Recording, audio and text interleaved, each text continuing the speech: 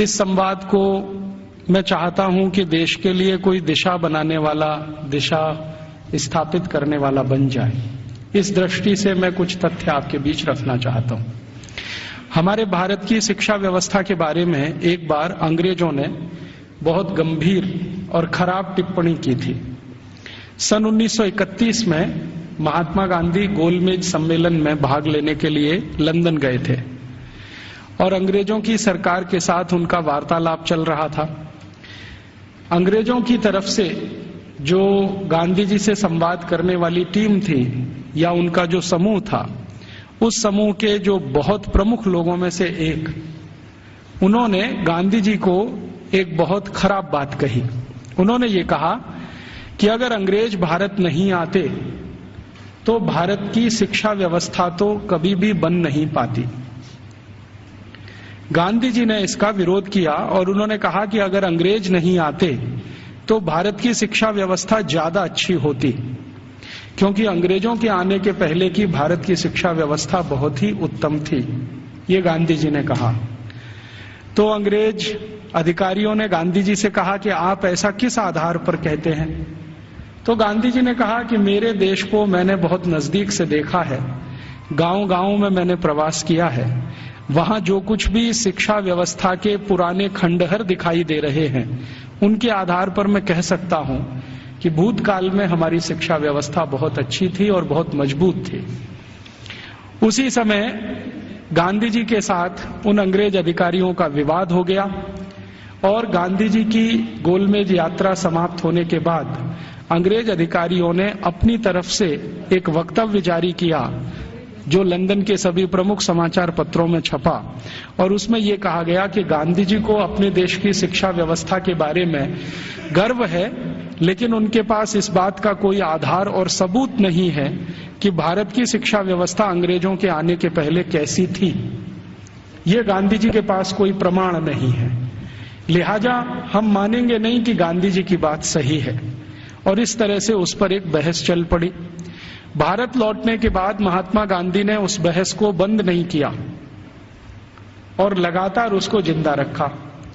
गांधी जी के जो बहुत नजदीकी लोगों में से काम करने वाले एक व्यक्ति जो इस समय भी जीवित हैं और जो भारत के बहुत प्रमुख इतिहासकारों में माने जाते हैं, उनका नाम है प्रोफेसर धर्मपाल। जब भारत आजाद हो गया 15 अगस्त 1947 को, तो प्रोफेसर धर्मपाल जो गांधी जी के साथ भारत छोड़ो आंदोलन में शामिल हुए थे, उन्होंने गांधी जी को पूछा कि अच्छा अब मेरा काम क्या है?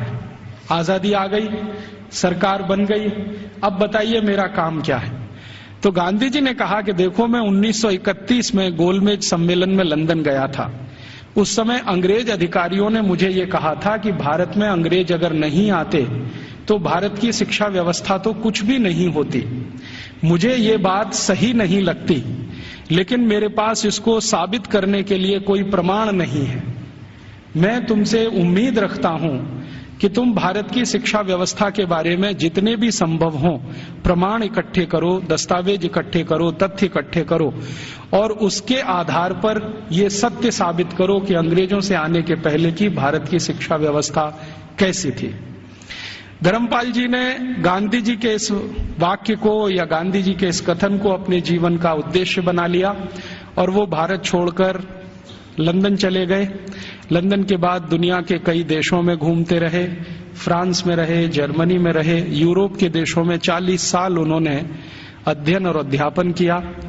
बहुत समय तक वो पढ़ाते रहे, जीविका चलाने के लिए, कुछ पैसा बनाने के लिए, लेकिन मूल उद्देश्य ये था कि भारतीय शिक्षा व्यवस्था कैसी थी अंग्रेजों के आने के पहले, उसके प्रमाण एकत्रित करना, दस्तावेज एकत्रित करना और उनके आधार पर कोई अधिकार पूर्वक बात कहना। श्री धर्मपाल जी के 40 साल के अथक प्रयासों से कुछ हजार दस्तावेज मिले जो अलग अलग स्थानों से उन्होंने लिए। उनका एक साथ जब बैठकर विश्लेषण किया तो पता चला कि अंग्रेजों के आने के पहले की शिक्षा व्यवस्था बहुत ही अच्छी थी।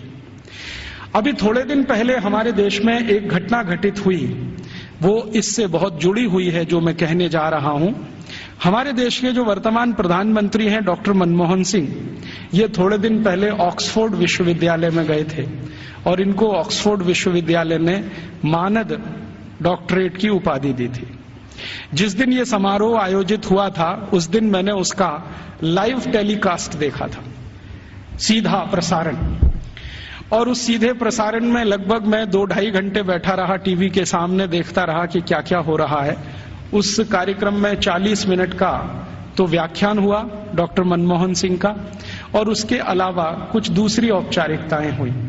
मनमोहन सिंह जी ने जो व्याख्यान दिया इस ऑक्सफोर्ड विश्वविद्यालय के पदवी ग्रहण समारोह में, वो बहुत ही तकलीफ देने वाला था और किसी भी स्वाभिमानी भारतीय नागरिक को नीचा दिखाने वाला था। उन्होंने अपने व्याख्यान की शुरुआत ही यहां से की कि हम अंग्रेजों के बहुत आभारी हैं जो उन्होंने भारत में आकर अपनी सरकार बनाई। हम अंग्रेजों के बहुत आभारी हैं जो उन्होंने भारत में आकर शिक्षा व्यवस्था दी।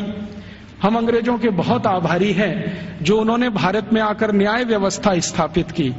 हम अंग्रेजों के बहुत आभारी हैं कि उन्होंने भारतीय लोगों को विज्ञान सिखाया। हम अंग्रेजों के बहुत आभारी हैं कि उन्होंने भारतीय नागरिकों को विज्ञान और तकनीकी का अंतर समझाया।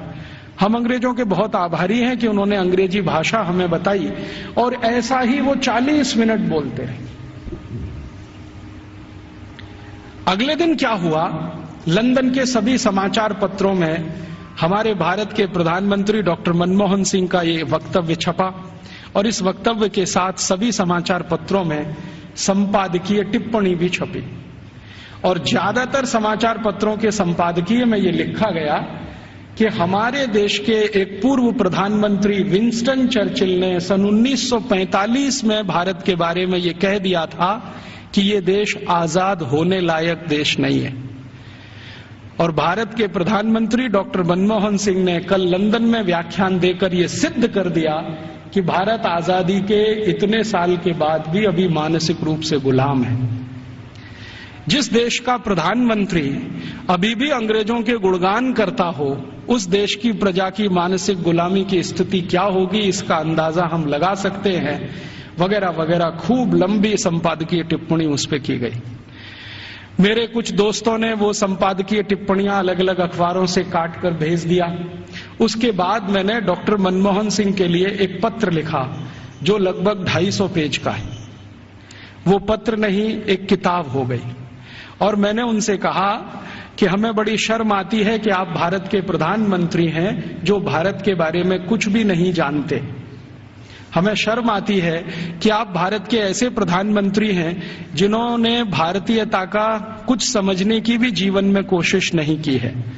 भारत अंग्रेजों के पहले कैसा था, भारत की शिक्षा अंग्रेजों के पहले कैसी थी, भारत की तकनीकी और विज्ञान अंग्रेजों के पहले कैसा था, हमारा भारत अंग्रेजों के पहले उद्योग और व्यापार में किस स्थान पर दुनिया में टिका हुआ था, ये सब बातें अगर आप दस्तावेजों के आधार पर जरा समझें और जानें तो बहुत अच्छा होगा।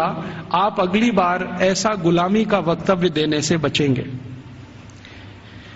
आपको सुनकर हैरानी होगी कि मैंने ये जो पत्र लिखा, ये पत्र मनमोहन सिंह के कार्यालय में पहुंचा और एक लाइन का उत्तर आया कि आपका पत्र मिला और हम उसको कार्यवाही के लिए भेज रहे हैं।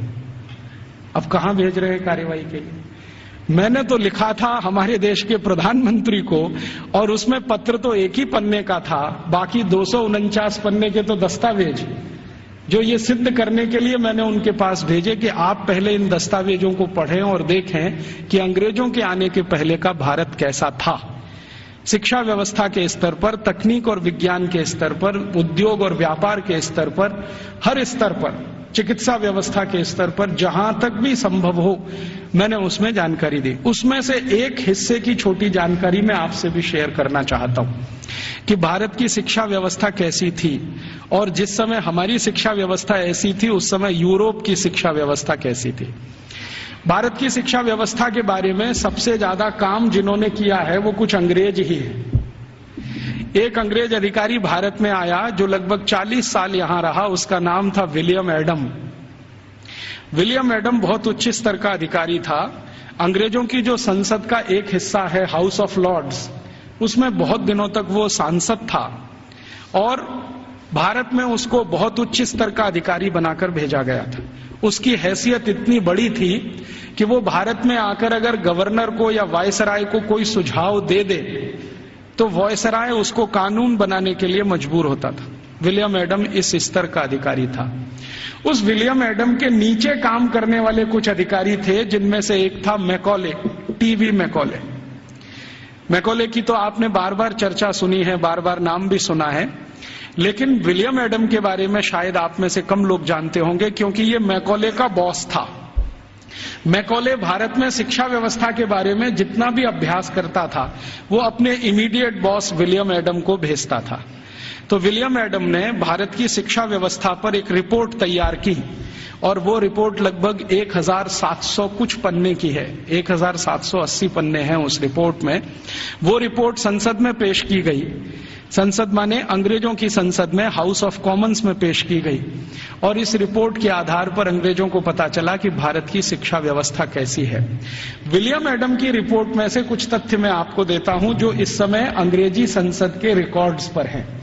आप जानते हैं कि हाउस ऑफ कॉमन्स और हाउस ऑफ लॉर्ड्स में जो भी बहस होती है, वो सभी रिकॉर्ड में रहती है, और जो रिकॉर्ड में आ जाती है वो उनका डॉक्यूमेंट्स बन जाती है, दस्तावेज बन जाती है।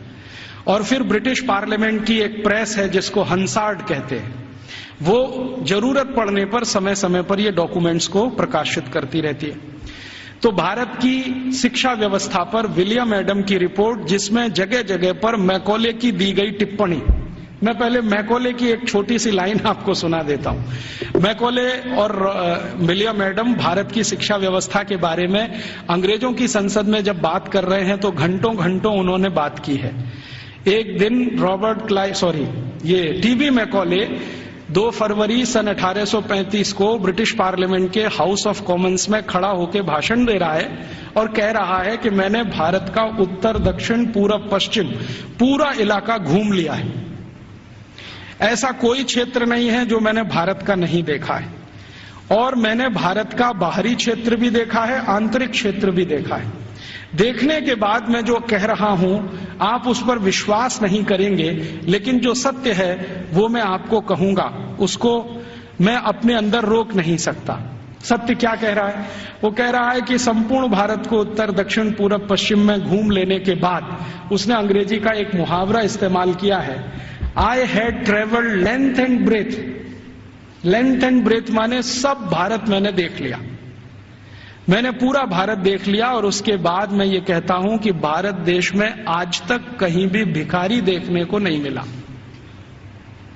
कोई बेरोजगार आदमी देखने को नहीं मिला, गांव के किसी कोने में किसी स्थान पर बैठा हुआ कोई ऐसा व्यक्ति न मिला जो किसी पर पराश्रित हो। आज तक मैंने किसी ऐसे व्यक्ति को भारत में नहीं पाया जो अपना जीवन चलाने के लिए दूसरों के आगे हाथ फैलाता हो। और ये ज्यादा पुरानी बात नहीं है, 1835 में वो बोल रहा है। आज से लगभग आप कल्पना करें तो 170 साल पहले बोल रहा है। तो 170 साल पहले इस देश में कोई भिखारी नहीं था। जरा ध्यान से सुनिए इस बात, कोई भिखारी नहीं, कोई बेरोजगार नहीं।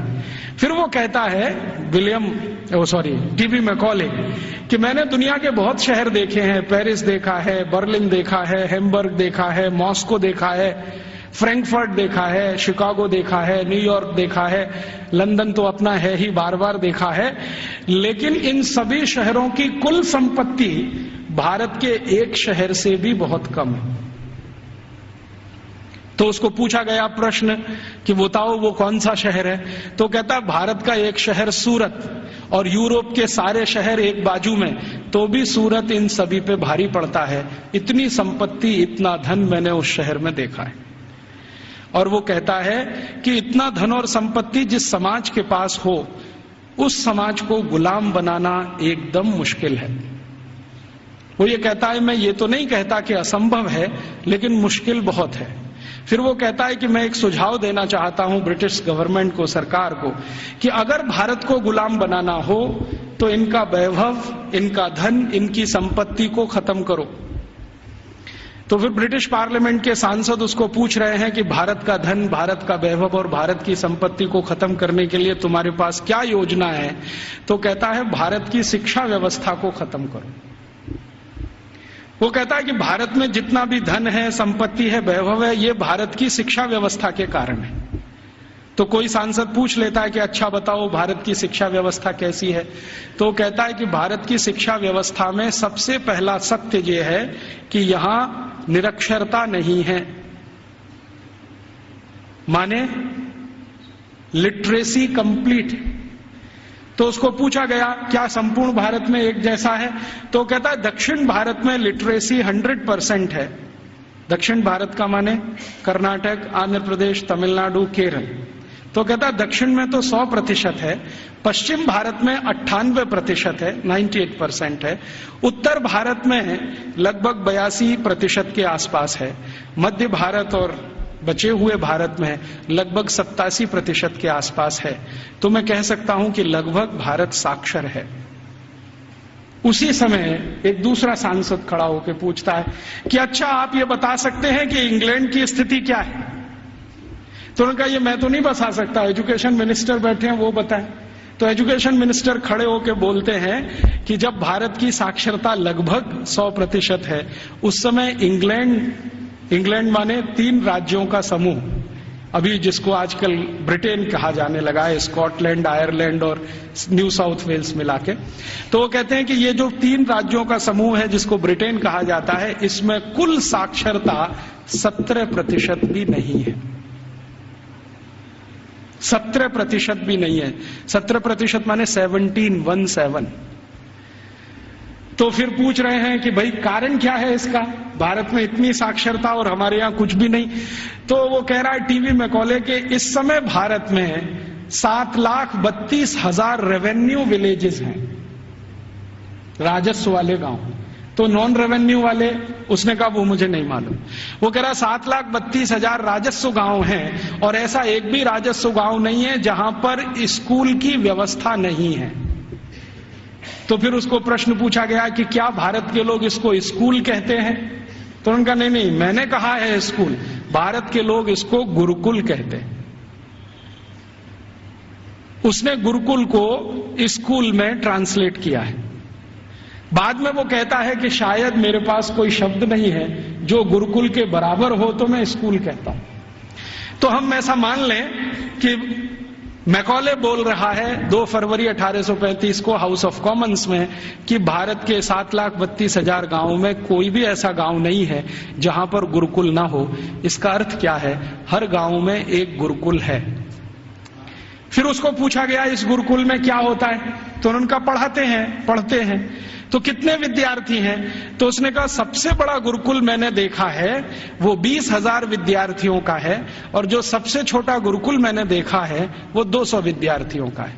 माने जो गुरुकुलों के बड़े होने का अंदाजा हम लगाना चाहें तो 200 विद्यार्थियों से लेकर 20,000 विद्यार्थियों तक के गुरुकुल इस देश में चलते हैं 1835 के आसपास। फिर वो पूछ रहे हैं कि ये जो 20,000 विद्यार्थियों का गुरुकुल है इसकी व्यवस्था कैसे होती है, ये तो बहुत बड़े विद्यार्थियों का समूह है, कैसे पढ़ाते हैं, व्यवस्था कैसे होता है। तो वो कहता है कि भारत के इन सभी गुरुकुलों में मॉनिटोरियल एजुकेशन होती है। मॉनिटोरियल एजुकेशन का मतलब हम सब समझते हैं कि आचार्य ने किसी विद्यार्थी वर्ग को तैयार किया, मान लीजिए उसमें 50 विद्यार्थी। अब वो 50 विद्यार्थी अपने से नीचे वालों को पढ़ाएंगे और वो 50 विद्यार्थियों ने जिनको पढ़ाया वो उनसे अपने नीचे वालों को पढ़ाएंगे। तो वो कहते हैं कि एक आचार्य अगर है और उसके साथ 50-60 विद्यार्थियों का समूह है जिनको वो नियमित रूप से पढ़ाते हैं, तो वो 20,000 विद्यार्थियों का गुरुकुल आराम से संभालते हैं। और उसने परिभाषा दिया है कि जो आचार्य 20,000 विद्यार्थियों के गुरुकुल को संभालते हैं उनको भारत में कुलपति कहा जाता है। कुलपति माने 20,000 विद्यार्थियों के समूह की शिक्षा व्यवस्था करवाने वाला व्यक्ति, उसको कुलपति कहा जाता है। फिर उसको पूछा गया है कि ये जो गुरुकुल चलते हैं इनमें विद्यार्थी हैं वो किस वर्ग के हैं, तो वो कहता है कि भारत के नागरिक 4 वर्णों की बात करते हैं, ब्राह्मण, क्षत्रिय, वैश्य और शूद्र। तो वो कहता है कि ये सभी विद्यार्थी इन समूहों में से आते हैं। तो एक अंग्रेज उसको पूछ रहा है कि हमने तो कभी सुना था कि भारत में ज्यादा शिक्षा ब्राह्मणों के लिए है। वो कहता है नहीं, दस्तावेज बताते हैं कि ब्राह्मणों के लिए भी शिक्षा है, वैश्यों के लिए भी है, क्षत्रियों के लिए भी है और शूद्रों के लिए भी है। तो फिर उसको पूछ रहे हैं कि क्या तुम परसेंटेज में ये बता सकते हो कि ब्राह्मण कितने हैं, वैश्य कितने हैं, क्षत्रिय कितने हैं, शूद्र कितने हैं। तो वो कहता है कि दक्षिण भारत के जितने गुरुकुल हैं उनमें शूद्रों की संख्या सबसे ज्यादा है, और पश्चिम भारत के जितने गुरुकुल हैं उनमें वैश्यों और ब्राह्मणों की संख्या लगभग बराबर है, और उत्तर भारत के जितने गुरुकुल हैं उनमें सबसे ज्यादा संख्या क्षत्रियों की है, और बाकी जो 3 हैं ब्राह्मण, वैश्य और शूद्र, ये लगभग बराबर हैं, और मध्य भारत में लगभग सब बराबर है। तो कुछ लोग चौंक जाते हैं, वो ये कहते हैं ये कैसे संभव है कि शूद्रों की संख्या दक्षिण भारत के गुरुकुलों में सबसे ज्यादा है। तो वो कहता है शूद्रों की ही नहीं, दक्षिण भारत के गुरुकुलों में महिलाओं की संख्या, लड़कियों की संख्या भी सबसे ज्यादा है। तो वो एक उत्तर दे रहा है प्रश्न का जिसमें वो बोल रहा है कि दक्षिण भारत के गुरुकुलों में लगभग 58% लड़कियां हैं और 42% लड़के हैं। तो फिर उसको पूछा गया ये कैसे संभव हो रहा है भारत में। तो कहता है कि इट क्वाइट नेचुरल, ये स्वाभाविक है, क्योंकि दक्षिण भारत में महिलाओं की संख्या, लड़कियों की संख्या लड़कों से ज्यादा है। और वो कह रहा है वैसे तो भारत में सभी जगह लड़कियों की संख्या लड़कों से ज्यादा है, और आप जानते हैं कि 1881 में अंग्रेजों ने जब पहला सेंसस कराया, पहला जनसंख्या सर्वेक्षण कराया, तो उसमें भी रेशियो यही निकलता है, महिलाएं लगभग 53% हैं और 47% पुरुष हैं। तो वो कह रहा है कि गुरुकुलों में दक्षिण में लड़कियां बहुत ज्यादा पढ़ती हैं। फिर वो पूछ रहा है कि इन लड़कियों को पढ़ाने के लिए जो अध्यापक हैं, तो वो कहता है कि वो सब महिलाएं ही हैं। लड़कों को पढ़ाने के लिए पुरुष हैं, लड़कियों को पढ़ाने के लिए महिलाएं हैं। तो फिर उससे पूछा जा रहा है कि ये जो अध्यापक पढ़ाते हैं इनके लिए कोई ट्रेनिंग सेंटर है क्या। तो वो कह रहा है कि सभी गुरुकुलों के साथ उच्च अध्ययन केंद्र जुड़े हुए हैं, जहां पर इन अध्यापकों को तैयार किया जाता है, और तैयार होने के बाद वो गुरुकुलों में पढ़ाने का काम शुरू कर देते हैं। हर गुरुकुल के साथ एक उच्च अध्ययन केंद्र है। फिर उसके साथ पूछा जा रहा है कि अच्छा ये बताओ भारत के इन स्कूलों में, माफ करो गुरुकुलों में क्या विषय पढ़ाए जाते हैं। तो वो गिना रहा है कि 18 विषय पढ़ाए जाते हैं, 18 विषय पढ़ाए जाते हैं। सबसे ज्यादा किस विषय पर जोर दिया जाता है। तो वो कहता है कि भारत के गुरुकुलों में सबसे ज्यादा गणित पढ़ाया जाता है। तो ये गणित कौन सा पढ़ाया जाता है। तो वो कहता है वैदिक गणित पढ़ाया जाता है। तो फिर अंग्रेज पूछ रहे हैं कि हमारे यहाँ एक कॉमर्शियल मैथमेटिक्स है, तो उनका भारत वाले उसको पढ़ते नहीं है और उसमें उनकी ज्यादा रुचि भी नहीं है, वो वैदिक मैथमेटिक्स में ज्यादा रुचि लेते हैं। फिर दूसरा कौन सा विषय है जो सबसे ज्यादा पढ़ाया जाता है गणित के बाद। तो कहता है दूसरा सबसे बड़ा विषय है खगोल शास्त्र, इसको सब भारतवासी पढ़ते हैं। फिर तीसरा कौन सा विषय है। तो वो कहता है मेटलर्जी, माने धातु विज्ञान। फिर चौथा कौन सा विषय है। तो वो कहता है कि कारीगरी, कारीगरी माने जो विभिन्न तरह की कारीगरियां गांवों में रहती हैं। हमारे सभी गांवों में 18 तरह के कारीगर होते हैं। कोई लोहे का काम करने वाला, कोई लकड़ी का काम करने वाला, कोई बांस का काम करने वाला, कोई मिट्टी का काम करने वाला। तो वो कह रहा है कि सभी गुरुकुलों में ये कारीगरी पढ़ाई जाती है, 18 विषय उसमें अलग हैं। फिर वो पूछ रहा है कि इसके आगे के विषय बताओ। तो कहते हैं वो कि एस्ट्रोफिजिक्स पढ़ाते हैं। एस्ट्रोफिजिक्स समझते हैं, मॉडर्न साइंस का विषय है, और भारत में 1835 में सभी गुरुकुलों में ये पढ़ाया जाता है, एस्ट्रोफिजिक्स। फिर और क्या पढ़ाते हैं। तो कहते हैं रसायन शास्त्र पढ़ाते हैं। रसायन शास्त्र के साथ और क्या पढ़ाते हैं। तो कहता है चिकित्सा शास्त्र पढ़ाते हैं। चिकित्सा शास्त्र में क्या विषय हैं। तो वो कहता है औषधि विज्ञान एक है और शल्य क्रिया दूसरा है, माने सर्जरी है और मेडिसिन है। और ऐसे ऐसे करके वो 18 विषय को गिनाता है। तो फिर वो पूछते हैं कि कैसे संभव है कि भारत के विद्यार्थी ये 18 विषय पढ़ लेते हैं। तो वो बताता है कि भारत के विद्यार्थियों को गुरुकुल में जब प्रवेश मिलता है तो वो सामान्य रूप से 5 वर्ष के होते हैं, और जब वो गुरुकुल से पढ़कर निकलते हैं तो उनकी उम्र 21 और 22 वर्ष की होती है। लगभग उनको इतना समय मिलता है 15 साल का, जितने में वो सब पढ़ लेते हैं। तो फिर उनको पूछा गया कि ये विषय कैसे पढ़ाए जाते हैं, रोज पढ़ाए जाते हैं? तो उसने कहा नहीं, रोज नहीं पढ़ाए जाते, एक एक करके पढ़ाए जाते हैं। एक एक करके पढ़ाए जाते हैं माने एक विषय लिया और उसको पूरे 1 साल पढ़ाया, या 8 महीने पढ़ाया, या 9 महीने पढ़ाया। जब वो पूरा हो गया तब उसको छोड़ा, फिर दूसरा विषय लिया, फिर तीसरा विषय लिया। ऐसे करके 15-16 साल में सब विषय पढ़ाए जाते हैं। फिर वो पूछ रहा है परीक्षा कैसे होती है?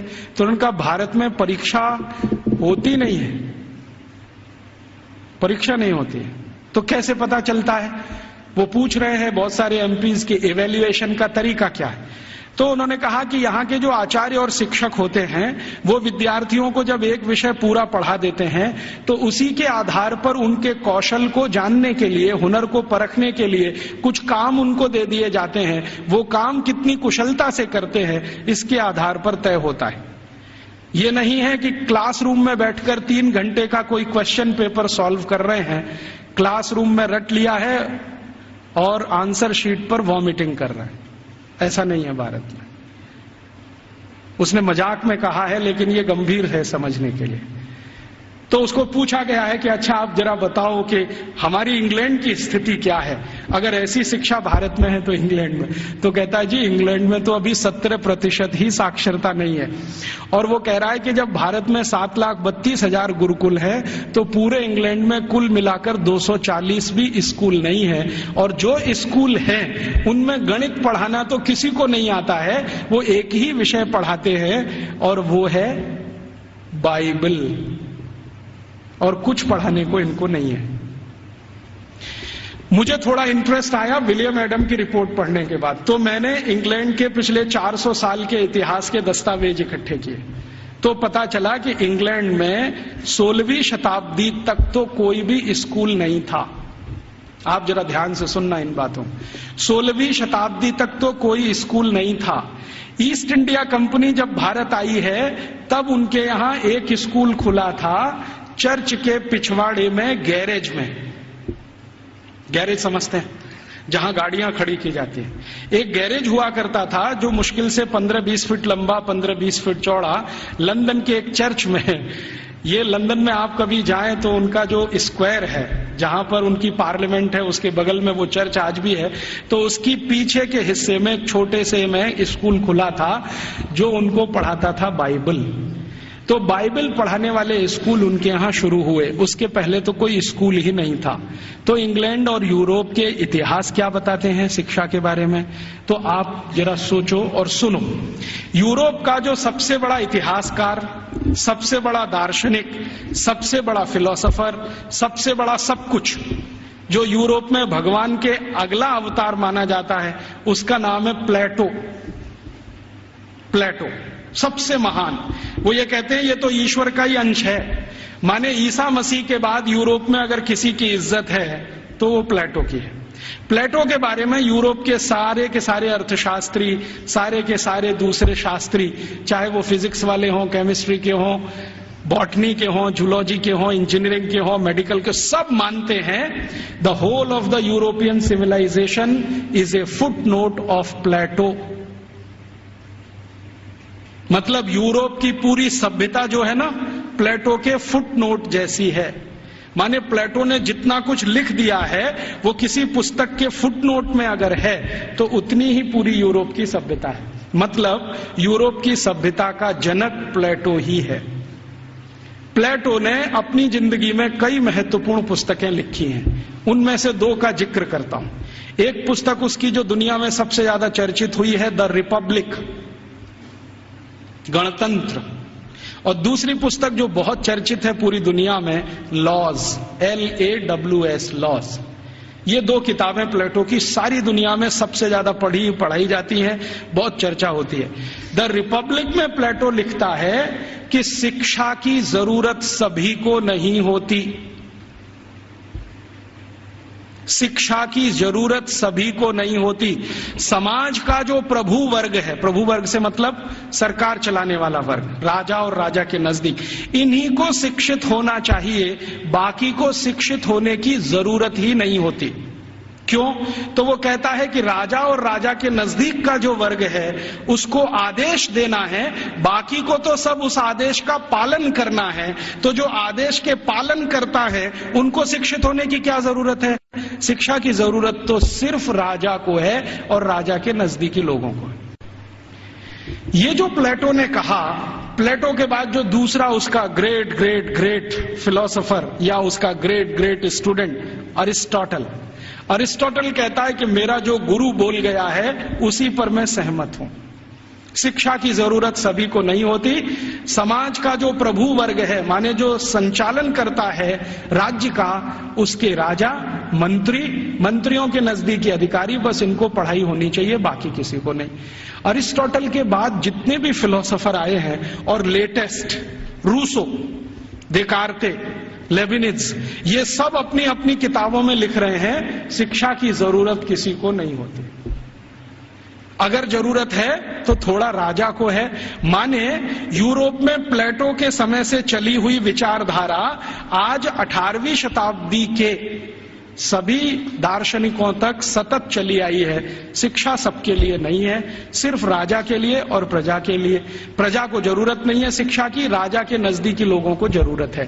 तो फिर यह शिक्षा कैसे पूर्ति की जाए? तो प्लेटो लिखता है रिपब्लिक पुस्तक में ही कि राजा को अगर अपने बच्चों को शिक्षा दिलवानी है या खुद को शिक्षा लेनी है या उसके मंत्रियों को शिक्षा दिलवानी है तो इसके लिए स्कूल नहीं चाहिए।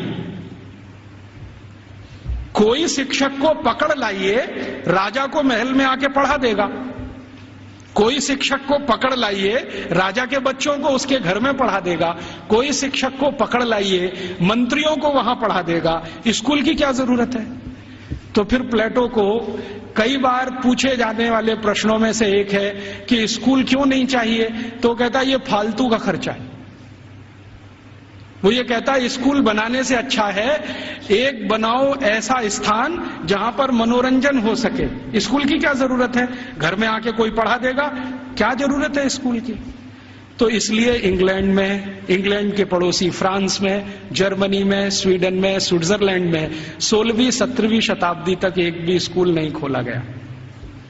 बाद में क्या हुआ, क्रिश्चियनिटी का असर जैसे जैसे बढ़ा यूरोप में, आप जानते हैं कि क्रिश्चियनिटी यूरोप में 2000 साल पहले ही आई है।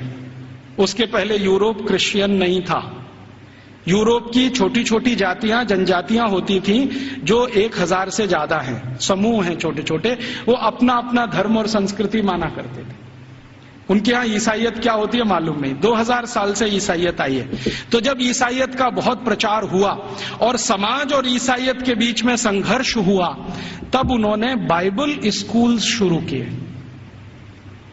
और वो बाइबल स्कूल पूरे इंग्लैंड में फैले, फ्रांस में, जर्मनी में फैले। तो वो कह रहा है टीवी में कोले कि हमारे यहां तो कुछ स्कूल चलते हैं, वहां सिर्फ बाइबल पढ़ाई जाती है और कुछ नहीं पढ़ाया जाता, और बाइबल भी पढ़ाई जाती है तो संडे को पढ़ाई जाती है, बस मंडे से सैटरडे छुट्टी रहती है। और उन स्कूलों को इंग्लैंड के दस्तावेजों में संडे स्कूल्स कहा जाता है। और ये स्कूल शुरू हुए हैं और आज तक चल रहे हैं। आप यूरोप में कहीं भी जाइए, संडे स्कूल्स आपको मिलेंगे जहां पर आप बाइबल पढ़ सकते हैं। बाइबल में न्यू टेस्टामेंट पढ़ाते हैं, ओल्ड टेस्टामेंट पढ़ाते हैं, दो ही चीजें पढ़ाते हैं, इसके अलावा कुछ नहीं। गणित क्या होता है, फिजिक्स क्या होती है, केमिस्ट्री क्या होती है, मेटलर्जी क्या होती है, सर्जरी क्या होती है, मेडिसिन साइंस, ये कुछ उनको 18वीं शताब्दी तक मालूम नहीं है। ऐसा गरीब देश है इंग्लैंड और उनकी ऐसी शिक्षा व्यवस्था है। जो उनका पहला स्कूल खुला है जिसमें मुश्किल से 250 स्क्वायर फीट की जगह है, उसमें उन्होंने पहली ही बार में 250 विद्यार्थी ले लिए। अब 250 स्क्वायर फीट में 250 विद्यार्थी कैसे बैठते होंगे, कल्पना कर लो आप, कितना स्पेस होगा उनके पास। एक शब्द इस्तेमाल होता है अंग्रेजों के यहां, ब्रीदिंग स्पेस। ब्रीदिंग स्पेस भी नहीं है। वो कह रहा है मैकॉले कि हमारे तो बाइबल स्कूलों में ब्रीदिंग स्पेस भी नहीं है, माने हर विद्यार्थी को घिचपिच में बैठना पड़ता है, जगह नहीं है उनके पास। लेकिन भारत के एक एक गुरुकुल तो 5-5 हेक्टेयर में बने हुए हैं। 1 हेक्टेयर में लगभग 5 एकड़ होते हैं, 25 एकड़ में गुरुकुल बने हुए हैं। और वो कह रहा है कि भारत के बहुत सारे गुरुकुल रेजिडेंशियल हैं, जहां पर विद्यार्थियों को रहने और खाने की व्यवस्था है, और कुछ गुरुकुल ऐसे हैं जो डे स्कूल की तरह से चलते हैं। विद्यार्थी सुबह आते हैं, शाम को पढ़ के अपने घर वापस जाते हैं। फिर वो उसको पूछा जाता है कि भारत के विद्यार्थियों को ये सारी की सारी जो शिक्षा दी जाती है, इसका कोई वर्गीकरण है, क्लासिफिकेशन है? तो वो बहुत सुंदर उत्तर दे रहा है, जो हमें इस पे रिसर्च आज जरूरी है करना। वो ये कह रहा है कि भारत के विद्यार्थियों को 2 चीजें पढ़ाई जा रही है, एक तो शिक्षा है, दूसरी विद्या है। अब वो कहता है कि मुझे समझ में नहीं आता शिक्षा कौन सी है, विद्या कौन सी है। लेकिन मैं जितने भी गुरुकुलों में गया हूं, पूछता हूं क्या पढ़ते हो, तो कुछ विद्यार्थी कहते हैं हम शिक्षा ले रहे हैं, कुछ कहते हैं हम विद्या ले रहे हैं। ये विद्या क्या है, शिक्षा क्या है, मुझे समझ में नहीं आता, लेकिन ये हर गुरुकुल में मुझे सुनाई देता है। हमको समझना चाहिए कि शिक्षा और विद्या ये 2 अलग चीजें होती हैं। आज के समय में हमने इन दोनों का खिचड़ी बना दिया है, और ऐसा खिचड़ी बना दिया है कि उसमें से चावल और मूंग की दाल को बीन पाना ही बड़ा मुश्किल हो गया है। नाम सब है विद्यालय और काम कर रहे हैं शिक्षालय का, है कि नहीं? कोई भी विद्यालय ले लो, 1, 2, 3 नाम विद्यालय, विद्यालय, महाविद्यालय, ये विद्यालय, काम सब शिक्षालय का कर रहे हैं, नाम विद्यालय रखा हुआ है। ऐसा घालमेल कर दिया। शायद ये मैकॉले का असर है, क्योंकि मैकॉले को शिक्षा और विद्या में अंतर नहीं मालूम था, हमें भी नहीं मालूम है। हम जानते नहीं है कि विद्या क्या होती है और शिक्षा क्या होती है।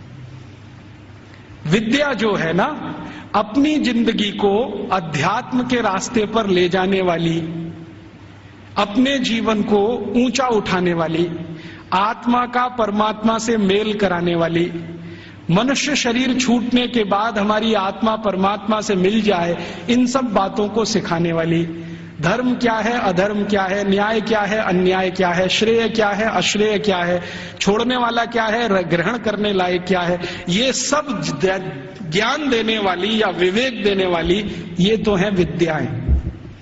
और बाकी हमने मैथमेटिक्स पढ़ लिया, हमने केमिस्ट्री पढ़ ली, हमने ये फिजिक्स पढ़ लिया, हमने ये कॉमर्स सीख लिया, हमने वो, ये है सब शिक्षा। तो कह रहा है कि भारत के सभी गुरुकुलों में विद्या है और शिक्षा है, लेकिन वो उसको इतना समझ में आ गया है कि ये जो विद्या है वो शिक्षा से ऊंची है। इसलिए भारत में गुरुकुल में जाने वाला सभी अपने को विद्यार्थी कहता है, शिक्षार्थी कोई नहीं कहता अपने को, क्योंकि मूल जो वो सीखने आया है वो कुछ और सीखने आया है। खाली गणित सीखने नहीं आया है, या खाली कॉमर्स सीखने नहीं आया, या खाली मेटलर्जी सीखने नहीं आया, विद्या सीखने आया। इसलिए विद्यार्थी कहलाना वो पसंद करता है अपने आप को। और वो कहता है कि जितनी ऊंची कल्पना भारत में है विद्या और शिक्षा की, हम तो उसके दूर दूर कहीं नजदीक तक नहीं है। फिर उसको पूछा जाता है कि अच्छा ये बताओ कि भारत में हायर स्टडीज सेंटर हैं क्या? तो कहता हाँ हैं। कितने हैं? तो संख्या गिना रहा है 15,800 कुछ। हायर स्टडीज सेंटर का मतलब क्या है? हायर स्टडीज सेंटर का माने विश्वविद्यालय। उनकी जो परिभाषा है ना, उस परिभाषा में विश्वविद्यालय, हायर स्टडीज सेंटर। हमने तो कुछ 2-4 नाम सुने हैं, एक नालंदा का हुआ करता था, एक तक्षशिला का हुआ करता था, लेकिन 1835 में मैकॉले बोल रहा है अपने पार्लियामेंट में कि 15,800 कुछ विद्यालय, सॉरी विश्वविद्यालय। और वो ये कह रहा है कि ये जितने भी विश्वविद्यालय हैं ये किसी एक विषय के निपुण हैं, कोई एक विषय। जैसे वो नाम लिख के बता रहा है, मेरे पास ये सब नाम है 15,800 और उसकी सीडी है। अगर एलसीडी प्रोजेक्टर हो तो मैं आपको दिखा सकता था। लैपटॉप मेरे पास अभी है, उसमें सब फीड किया हुआ है। एक विद्यालय है, माफ करिए विश्वविद्यालय है, अमरावती विश्वविद्यालय। अमरावती विश्वविद्यालय मशहूर है किस बात के लिए? वो मेटलर्जी के लिए मशहूर है। धातु विज्ञान सिखाया जाता है और पूरा विश्वविद्यालय धातु विज्ञानियों से भरा हुआ है। और धातु विज्ञान कई तरह का है, जैसे कच्चे लोहे से फौलाद बनाना, जैसे जमीन में से लोहा तांबा लोहा तांबा सिल्वर माने चांदी और सोना, ये जो दूसरी दूसरी बेशकीमती धातुएं निकलती हैं, इनका एक्सट्रैक्शन कैसे किया जाए, ये सिखाने वाला। माने आज जो हमारे यहाँ आईआईटीज में सिखाया जाता ना मेटलर्जी में, वही वहां उस समय यूनिवर्सिटीज में सिखाया जाता। फिर वो कह रहा है एक विश्वविद्यालय में गया था, कांगड़ा विश्वविद्यालय, कांगड़ा माने हिमाचल, तो वो किसके लिए मशहूर है? तो कह रहा है ये सर्जरी के लिए मशहूर है। तो उसको पूछा जा रहा है कि किस तरह की सर्जरी होती है, तो कहता है जी हम सोच नहीं सकते वैसी सर्जरी होती है। और उसको उसने शब्द दिया है जिसको आज के इक्विवेलेंट अगर मैं कहूं तो राइनोप्लास्टी। राइनोप्लास्टी सर्जरी का लेटेस्ट साइंस है 21वीं शताब्दी का, जिसमें आपके शरीर के किसी अंग के चमड़े को निकालकर किसी दूसरे अंग पे लगा दिया जाए। और ये 1835 में वो बोल रहा है कि कांगड़ा विश्वविद्यालय में तो ये सब सिखाया जाता है और सब सीखते हैं राइनोप्लास्टी। तो वो कहता है मैंने मेरी आंखों से एक ऑपरेशन देखा है जिसमें पैर के नीचे के हिस्से से माने घुटने से नीचे के हिस्से से चमड़ी निकालकर नाक पर लगाई गई, और वो कहता है 21 दिन में वो पूरा ठीक हो गया है, पता ही नहीं चलता है कि इसका कोई ऑपरेशन हुआ है। ग्राफ्टिंग जिसको कहते हैं, स्किन ग्राफ्टिंग। और ये 1835 में भारत में होता है। कांगड़ा विश्वविद्यालय का उसने लंबा डिस्क्रिप्शन किया है कि मैंने ऐसा देखा, मैंने वैसा देखा। फिर इसी तरह एक अंग्रेज अधिकारी है, वो खड़ा होकर चिल्लाने लगता, हाँ मैंने भी देखा है, कर्नल कूट उसका नाम। जैसे ही उसने सुना तो वो भी खड़ा हो गया, उसने कहा मैंने भी देखा है, एक बार मैं भारत देश गया था, हैदर अली के साथ मैंने युद्ध लड़ा था, हैदर अली ने मुझे परास्त कर दिया था, मेरी नाक काट दी थी, मैं कटी हुई नाक लेके वहां से भागा था, और बेलगाम नाम का भारत में कोई एक गांव है, वहां के एक वैद्य ने मेरी नाक का ऑपरेशन किया था और जोड़ दिया था, और अभी वो नाक मेरी ऐसी है। वो खड़े होकर बोल रहा। तो उसको सब सांसद पूछ रहे हैं कि अच्छा तुम्हारी नाक ही काटी थी, सिर क्यों नहीं काटा? क्योंकि तुम तो परास्त हो गए थे, तो तुम्हारा सिर क्यों नहीं काट दिया? तो वो कहता है भारत के राजा बड़े दयालु हैं, उनके मन में बड़ी दया है, दुश्मन को भी पूरा मारते नहीं है, अंग भंग करके छोड़ देते हैं, और भारत में नाक कटना ही बहुत बड़ी बदनामी की बात है, हमारे यहां ऐसा कुछ। तो ये कर्नल कूट के जो कहे हुए और मैकॉले के कहे हुए इन दस्तावेजों से अंदाजा लगता है कि सर्जरी कोई बहुत ऊंचे स्तर की थी। फिर इन सर्जरी को करने वाले जो आचार्य होते थे, उन आचार्यों के उपकरण कैसे हैं, उसका वो डिस्क्रिप्शन कर रहा है। और आपको सुनकर आश्चर्य होगा कि सामान्य रूप से सर्जरी का एक आचार्य माने आज का MS मास्टर ऑफ सर्जरी, उस जमाने का आचार्य, तो वो कहते हैं कि सामान्य रूप से एक आचार्य के पास कम से कम 500 इंस्ट्रूमेंट्स तो होते ही हैं। वो कहता 20 तरह की तो उनके पास क्लिप्स है, ये जो 2 वाली होती है ना पकड़ के, 20 तरह की, और सभी उच्च स्तर के लोहे से बनी हुई, जिनमें कभी जंग नहीं लगता। फिर वो कहता भारतवासी बिना जंग का लोहा बनाना तो 10वीं शताब्दी से जानते हैं, हमने उनसे ही सीखा है, हमको लोहा बनाने की तकनीक भारत से ही आई है, और ऐसा लोहा बनाना जानते हैं जिसपे कभी जंग नहीं लगती। वो आज भी कभी देखना हो तो चले जाइए, मेहरौली का खंबा खड़ा हुआ है। वो कहता इनको ऐसा लोहा बनाना आता है तो इंस्ट्रूमेंट अच्छे अच्छे बना लेते हैं। और वो एक मजे की बात कह रहा है कि जिस समय इंग्लैंड में हम चिकित्सा कराते हैं अपनी कोई बीमारी की, तो उस समय 1835 में इंग्लैंड में चिकित्सा क्या होती है जरा सुनिए, और यहां कोई एलोपैथी डॉक्टर हैं तो वो जरा ध्यान से सुने। 1835 में इंग्लैंड में चिकित्सा व्यवस्था होती है तो क्या है, एक ही चिकित्सा है उनके पास, हिप्पोक्रेटिस मेडिसिनल सिस्टम। एक हिप्पोक्रेटिस नाम का कोई आदमी हुआ इंग्लैंड में, ईसा से करीब 250 साल पहले, सॉरी ग्रीस में हुआ, इंग्लैंड में नहीं, ग्रीस में हुआ। तो उसने कुछ सिद्धांत दिए हैं, वही सिद्धांत एलोपैथी का मूल आधार है, सारे के सारे सिद्धांत। तो हिप्पोक्रेटिस क्या कहता है, वो कहता है शरीर में कोई भी बीमारी घुस गई तो उसका एक ही कारण है कि रक्त आपका दूषित हो गया है। कोई भी बीमारी हो, सर्दी हो गई, जुकाम हो गया, बुखार आ गया, खांसी हो गई, आपको डायरिया हो गया, डिसेंट्री हो गई, लंग इन्फेक्शन, कुछ भी हो गया, तो हिप्पोक्रेटिस एक ही बात में डायग्नोसिस देता है कि आपका रक्त दूषित है। अब इस दूषित रक्त को निकालो शरीर में से, यही चिकित्सा। तो वो कहता है कि भारतवासी चिकित्सा कैसी करते हैं और हमारे डॉक्टर कैसी करते हैं। वो कहता है कि जब मुझे बुखार आता है और मैं किसी डॉक्टर के पास जाता हूं तो वो मेरी हाथ की नस काट देता है और उसमें से खून निकलने लगता है, और वो कहता है ये खून जब तक निकलेगा नहीं तब तक बुखार तुम्हारा खत्म होगा नहीं। कभी कभी मुझे डर लगता है कि खून के साथ जान ना निकल जाए मेरी। और वो ये कहता है कि भारत में जो चिकित्सा व्यवस्था है इतनी अद्भुत है कि कुछ बुखार आ जाए, कितने से भी कितना बुखार आ जाए, वो कुछ चूरन खिला देते हैं और अगले दिन बुखार ठीक हो जाता है। अच्छा, ये जो कहानी उसने कही है, ये कहानी जॉर्ज वॉशिंगटन ने भी कही है। आप जानते हैं जॉर्ज वॉशिंगटन अमेरिका के राष्ट्रपति, और बल्कि पहले राष्ट्रपति, सबसे पहले राष्ट्रपति। अमेरिका की आजादी के बाद सबसे पहले राष्ट्रपति जॉर्ज वॉशिंगटन। आपको मालूम है उनकी मृत्यु कैसे हुई? उनको आया बुखार। तो ये जो हिप्पोक्रेटिस मेडिसिनल सिस्टम है ना, हाँ, एक ही सिस्टम है उनके पास, हिप्पोक्रेटिस मेडिसिनल सिस्टम, जिस पर उनके आप बहुत थीसिस लिखे गए हैं, बहुत काम हो। तो उनको आ गया बुखार, और बुखार हो गया बहुत, 103 104 डिग्री।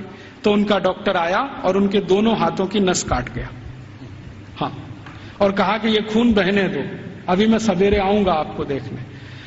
तो दोनों हाथों की नस कटी और रात भर में इतना खून बह गया कि सवेरे जॉर्ज वॉशिंगटन मरे हुए मिले। ये है मॉडर्न एलोपैथिक सिस्टम। और मैकॉले कह रहा है कि जिस समय हम तो सिर्फ नस काट के खून निकाल के इलाज करते हैं, भारत के लोग पता नहीं क्या क्या जड़ी बूटियों से चूरन बनाते रहते हैं, पाउडर बनाते रहते हैं। और वो कहता है कि इनके कॉम्बिनेशन इतने परफेक्ट हैं कि 1-2 बार ही खाना पड़ता है, उसके बाद खाना ही नहीं पड़ता। फिर उसको पूछा गया, क्या तुमने कोई लिस्ट बनाई है ये जो चूरन में कॉम्बिनेशन है इसके? तो वो कहता है हाँ, मैं एक लिस्ट बना रहा हूं, उसमें कुछ मेडिसिनल हर्ब्स हैं, कुछ रूट्स हैं, कुछ प्लांट्स हैं। तो वो पूछ रहे हैं कितनी संख्या हो गई है? तो उसने कहा 16,000 तो हो गई है, पता नहीं आगे कितनी जाएगी। उस जमाने में तो कुछ लोग आश्चर्य से पूछ रहे हैं कि ये जो शिक्षा है, वहां चिकित्सा भी दे रहे हैं, सर्जरी भी दे रहे हैं, मेटलर्जी भी दे रहे हैं, वगैरह वगैरह, क्यों दे रहे हैं? तो वो कहते हैं, भारत के सभी आचार्य कहते हैं कि जीवन एकांगी नहीं है। अभी ये देखिए, फिलॉसफी की बात, जीवन एकांगी नहीं है, और चूंकि एकांगी नहीं है तो इसमें सब तरह के ज्ञान की जरूरत होती है। तो हर विद्यार्थी को सभी तरह का ज्ञान होना चाहिए, विशेषज्ञता उसको किसी एक में होनी चाहिए, ज्ञान उसको सब तरह का होना चाहिए। तो कहता है कि जो प्राइमरी लेवल की ज्ञान है वो सबको दी जाती है, मेडिसिन की, सर्जरी की, मेटलर्जी की, मैथमेटिक्स की। जब वो विद्यार्थियों की रुचि उत्पन्न हो जाती है तो किसी एक विषय में उनको विशेषज्ञ बना दिया जाता है, और फिर वो विद्यार्थी समाज में चला जाता है, उसकी शिक्षा पूरी हो जाती है, विद्या पूरी हो जाती है, फिर वो समाज को अपनी सेवाएं देता है। और वो एक बहुत महत्व की बात कह रहा है कि भारत के विद्यार्थी इन सब गुरुकुलों से जब पढ़कर निकलते हैं तो उनको संकल्प कराया जाता है, संकल्प कराया जाता है। और संकल्प क्या कराया जाता है? तो उनको ये कहा जाता है कि देखो, ये जो ब्रह्मांड जगत है, वो उसको अंग्रेजी में एक्सप्लेन कर रहा है, ठीक से नहीं कर पाया, कहीं गलती है वो मैंने ठीक कर दिया है, क्योंकि बहुत सारी चीजें उनके समझ की बाहर है जो हमारी समझ के लिए सामान्य है। क्योंकि हर सभ्यता में कुछ बातें विशेष होती हैं जो दूसरी सभ्यता में नहीं मिलती है, तो बाहर वाला आकर उसको जिस चश्मे से देखेगा, हमारा चश्मा उससे बिल्कुल अलग होगा। तो वो कह रहा है कि भारत में ऐसा बोलते हैं, मानते हैं कि ये जो ब्रह्मांड जगत है इसमें मनुष्य ही नहीं है, मनुष्येतर बहुत सारे प्राणी हैं, पक्षी हैं, जीव हैं, जंतु हैं, और सब भारतवासी मानते हैं कि सब में आत्मा है, सब में आत्मा है। और प्लेटो क्या कहता है? प्लेटो करे जरा इसका सोचो, वो रिपब्लिक में लिख रहा है और लॉज में उसको रिपीट किया है। वो ये कहता है आत्मा सिर्फ राजा में होती है, प्रजा में आत्मा ही नहीं होती। प्लेटो का है, ये मेरा नहीं। वो कहता है आत्मा सिर्फ राजा में है, प्रजा में आत्मा है ही नहीं, इसलिए कानून सब प्रजा के लिए है, आदेश देने का अधिकार राजा को है। और प्लेटो तो कहता है कि राजा के मुंह से जो निकल गया वही कानून, प्रजा को उसी का पालन करना है। अच्छा, फिर प्लेटो ने स्ट्रेटिफिकेशन किया है कि राजा तो एक वर्ग है, उसके नीचे के वर्ग के उसने वर्गीकरण किया है कि प्रजा में पहला कौन, तो कहता है कि ये जो उद्योगपति हैं, व्यापारी हैं, धंधा करने वाले, ये पहले स्तर के। दूसरे स्तर पर कौन, तो अध्यापक हैं और कारीगर हैं और म्यूजिशियन है, संगीतकार है, पेंटर है, आगे आदि 2। तीसरे नंबर पर कौन, तो तीसरे नंबर पर खेत में काम करने वाले मजदूर हैं, फैक्ट्री में काम करने वाले मजदूर हैं वो। चौथे नंबर पर कौन, तो कहता है स्त्रियां, महिलाएं, वो चौथे नंबर पर। आखिरी 5वां कोई नंबर नहीं है वहां। तो वो कहता है प्लेटो कि मैं कभी कभी कल्पना करता हूं कि प्रजा में गलती से आत्मा आ गई तो स्त्रियों में तो कभी नहीं आती, इसलिए वो लॉज में लिख रहा है कि कभी भी किसी न्यायाधीश को किसी स्त्री की गवाही पर विचार ही नहीं करना चाहिए, क्योंकि स्त्री को सत्य का ज्ञान नहीं है, उसको विवेक नहीं है, क्योंकि उसको आत्मा नहीं। तो आप जानते हैं ये जो मॉडर्न जस्टिस माने जुडिशियल सिस्टम निकला, जिसमें से आईपीसी, सीआरपीसी और सीपीसी आया और हमने बिना सोचे समझे उसको अपने देश में अपनाया, इस जुडिशियल सिस्टम में 1950 तक किसी महिला की गवाही को माना ही नहीं जाता था। यूरोप में अदालत में चलने वाले किसी भी मुकदमे में किसी महिला की गवाही नहीं मानी जाती थी। तो क्या हुआ, फिर यूरोप में एक बगावत हुई जिसको वीमेन्स लिव कहा जाता है, स्त्री मुक्ति, और इसका नेतृत्व किया एक फ्रांसीसी लेखिका ने, उसका नाम था सिमोन द बोउआर। उसके एक गुरु हुआ करते थे जॉन पॉल सार्त्र, जिनको आधुनिक दार्शनिकों में बहुत ऊंचा स्थान मिला हुआ है। तो सिमोन द बोउआर ने सालों साल आंदोलन चलाया, तब फ्रांस में इतना हुआ कि किसी 3 स्त्री की गवाही एक पुरुष के बराबर है। इतना हुआ, बस इतना ही हुआ। और उसके बाद सिमोन द बोउआर मर गई और वो कहती थी कि मैं इतना ही करा पाई, यही मेरे लिए बहुत है कि कम से कम अदालत ने 3 महिलाओं की गवाही एक पुरुष के बराबर तो मानी। और प्लेटो चूंकि ये कहता था कि स्त्री में आत्मा नहीं होती है, तो 1950 तक यूरोप के किसी भी देश में महिलाओं को वोट डालने का अधिकार नहीं था। वोट डालने का तो छोड़ दो, बैंक में अकाउंट खोलने का अधिकार नहीं था किसी महिला को। अकाउंट खुलेगा तो उसके पति का खुलेगा, महिला का नहीं खुलेगा। और जो विधवा है तो उसके बेटे के नाम से खुलेगा, महिला के नाम से नहीं खुलेगा। जो बेटा ही नहीं है तो पड़ोसी के बेटे के नाम से खुलेगा। हाँ, उसके नाम से बैंक अकाउंट नहीं खुल सकता। और 1950 तक यूरोप के किसी भी शहर में महिला घर से अकेली नहीं निकल सकती। क्यों? आत्मा नहीं है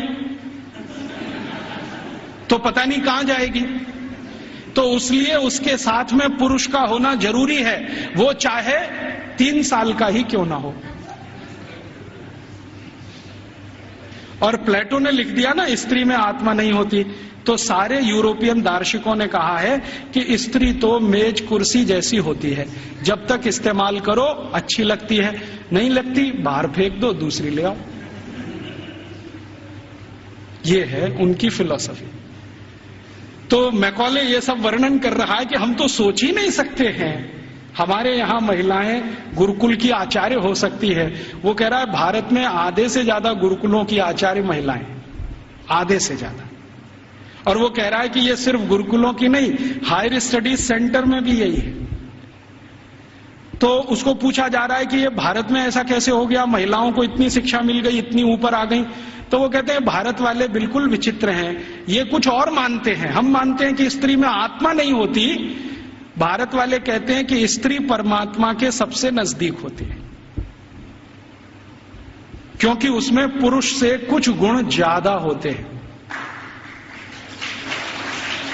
हमारे सभी शास्त्रों में आप ये देख सकते हैं, चाहे ऋग्वेद में देखना हो तो देख लीजिए।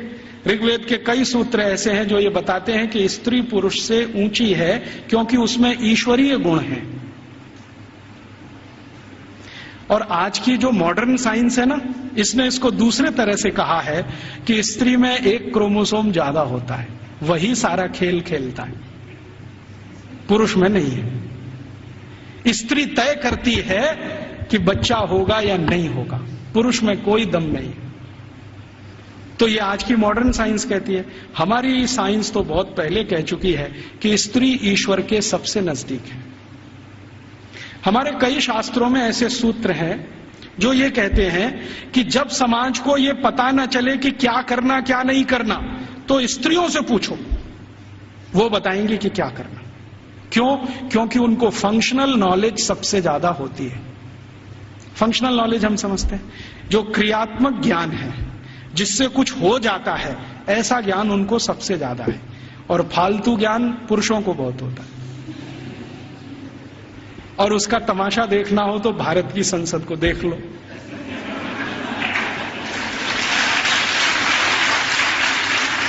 देखा आपने संसद में जो पुरुष सांसद हैं वो मां बहन की गालियां देते हैं और स्त्री सांसदों को चुपचाप निकल जाना पड़ता है। भारत में पता है क्या मान्यता है? भारत में मान्यता ये है कि भाषा का विकास स्त्रियों ने ही किया है।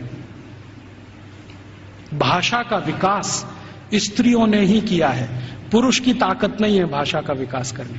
क्यों? क्योंकि भारतीय भाषाओं में, भारतीय भाषाएं पता है, संस्कृत, तमिल, तेलुगु, कन्नड़, मलयालम, बंगाली माने बंगला, आसामी, उड़िया, ये सब भारतीय भाषाएं। और हिंदी उर्दू मिलने से पहले, अभी तो हिंदी नहीं रही है, उसमें बहुत कुछ उर्दू घुस गई है, फारसी, पता नहीं क्या क्या घुस गया। तो हिंदी उर्दू मिलने से पहले और बाकी सब भारतीय भाषाएं। आपको मालूम है इनमें गालियां नहीं है, एक भी गाली नहीं है। और गाली नहीं है तो यह सिद्ध करता है कि यह भाषा स्त्रियों ने ही रची है। हाँ, क्योंकि स्त्रियों में कितना भी गुस्सा हो, गाली नहीं निकलती उनके मुंह से, क्योंकि ईश्वरीय गुण है उनमें कुछ। तो मैकॉले कह रहा है कि भारत में स्त्री ईश्वर के नजदीक है, परमात्मा के नजदीक है। और वो एक सूत्र सुना रहा है, पता नहीं उसको कहां से मिल गया। वो कहता है भारत के लोग ऐसा कहते हैं कि स्त्री के बिना मोक्ष नहीं होता। और ये एक दिन मुझे भी अनुभव हुआ है। मैं दक्षिण भारत में गया था, एक गांव में व्याख्यान देने। वो गांव में एक मंदिर है, बड़ा मशहूर मंदिर है। मैंने सोचा मैं भी दर्शन करूं, तो पुजारी ने कहा आप अंदर नहीं जा सकते। मैं पूछा क्यों? कि आप ब्रह्मचारी हैं। मैं पूछा तो क्या हुआ, ब्रह्मचारी हूं, अंदर नहीं जा सकता। नहीं जा सकते। क्यों नहीं जा सकता? कि आप पवित्र नहीं है। मैं पूछा वो कैसे? उन्होंने कहा पवित्रता तो स्त्री के आने के बाद ही आती है।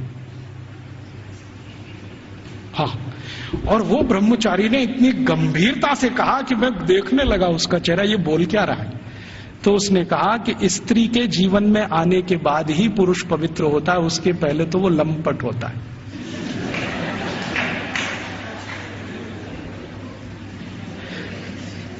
तो मंदिर में मुझे घुसने नहीं दिया उसने।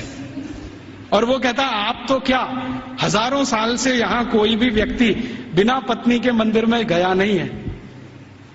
तो मैंने कहा ठीक है, फिर कभी हो तो सोचूंगा। तो मैं वापस चला आया। ये बात को मैकॉले बोल रहा है वहां कि भारतवासी बोलते हैं कि मोक्ष स्त्री के साथ ही होता है। और हमारे सभी ऋषि मुनि गृहस्थ थे, सदगृहस्थ थे, ब्रह्मचारी नहीं थे।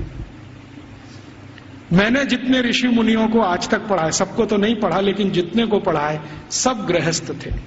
इसलिए गृहस्थ आश्रम कोई ऊंची चीज है हमारे यहाँ। तो ये वो बोलता है कि जब ऊंची चीज आपके पास है तो उससे और ऊंची प्राप्त करने की ताकत है। जो ऊंची नहीं है तो ज्यादा ऊंची तो मिलेगी नहीं। तो भारत में तो स्त्री का ये हैसियत है कि वो अगर नहीं है तो परिवार नहीं है, समाज नहीं है, संस्कार नहीं है, भाषा नहीं है, ज्ञान नहीं है। इसलिए भारत में स्त्रियां तो बहुत ऊंची हैं। फिर वो कहता है कि हमारे यहाँ इंग्लैंड में तो गांव गांव में स्त्रियों को मारते पीटते हैं, जला भी दे देते हैं। आपको मालूम है यूरोप में 2500 साल एक परंपरा चली है विच हंटिंग। बहुत किताबें लिखी गई हैं इस पर, बहुत लिखा। विच हंटिंग समझते? विच माने क्या कहना चाहिए हिंदी में? डायन, डायन, डायन कहते ना, डायन को ढूंढना और उसको मारना, ये बहुत बड़ा खेल चलता था यूरोप के सभी देशों में, Germany, France, Sweden, Switzerland, Denmark, Norway, सब देशों में, और 2500 साल चलता था। गांव में ढूंढ ढूंढ के ऐसी महिलाओं को मारा जाता था जिनके पति की मृत्यु हो गई हो, तो मान लिया जाता था ये तो विच हो गई है और इसको हंट करना है, माने मार देना है। उनको जिंदा जलाना, कभी उनको जमीन में खड्डा खोद के गाड़ देना, बाल पकड़ के उनको खींच लेना, तरह तरह के अत्याचार उनके ऊपर होते थे। और किस देश में, किस साल में कितनी महिलाओं को विच हंटिंग किया गया, इसके रिकॉर्ड्स आजकल मैं इकट्ठे कर रहा हूं। तो हमारे यहां जब सती प्रथा की कहानी चर्चित हुई ना विलियम बेंटिंक के द्वारा, उसी साल में इंग्लैंड में 2700 से ज्यादा महिलाओं को डायन कह के मार डाला गया, उसी साल।